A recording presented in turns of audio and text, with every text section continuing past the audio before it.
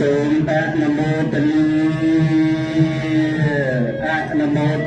នៅព្រះរាជពិធីដង្ហែប្រតិទិនបោះបុកបីជុំនៅក្នុងឱកាសនេះសូមអនុមោទនា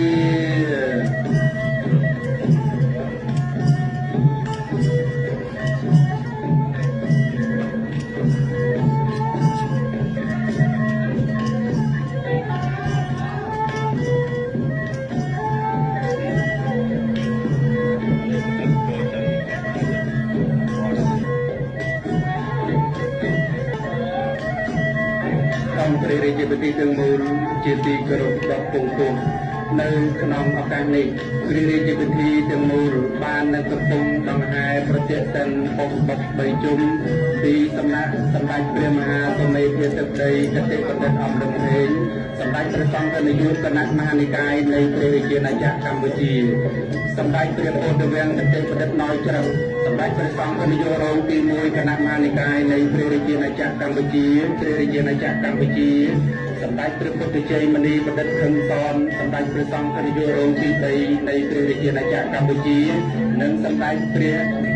ឧត្តមបញ្ញាកតេបណ្ឌិតដូងខំព្រះលោកប្រធានទេរសភានៃពុទ្ធសាសនានៅព្រះរាជាណាចក្រកម្ពុជាជាង10000លោកភាពបាននឹងកំពុងពេញពលរមើមើនឹងប្រសិទ្ធពរជ័យសិរីមង្គលវិបុលសុខស្វាយសម្ដេចព្រះអគ្គមហាសង្ឃរាជាទឹកដីកតេអទេសបណ្ឌិតមេណែតសម្ដេចព្រះមហាសង្ឃរាជនៃព្រះរាជាណាចក្រកម្ពុជា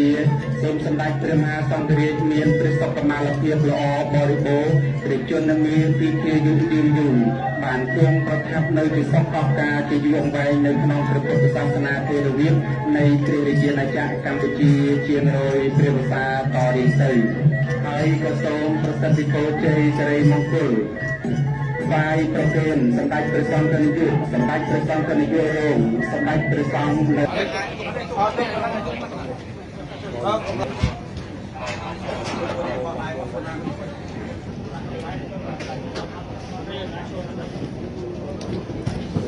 តែយន្តោពុទ្ធយាមូលសាខ្យានាងនន្តិវត្តនោអេវង្ស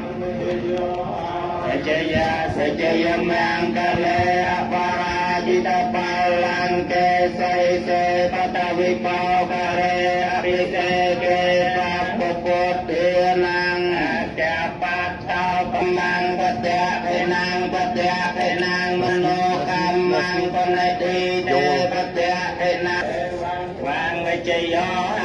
ជយាសច្ចយមង្គលេអបរាជិតបលាងកេសៃសេបតវិបោករេអរិសេកេសពពុទ្ធេនាងអត្តបតតាយកម្មាំវិចាកម្មាំបតៈឯនាងមនៈឯនាងមនោកម្មាំ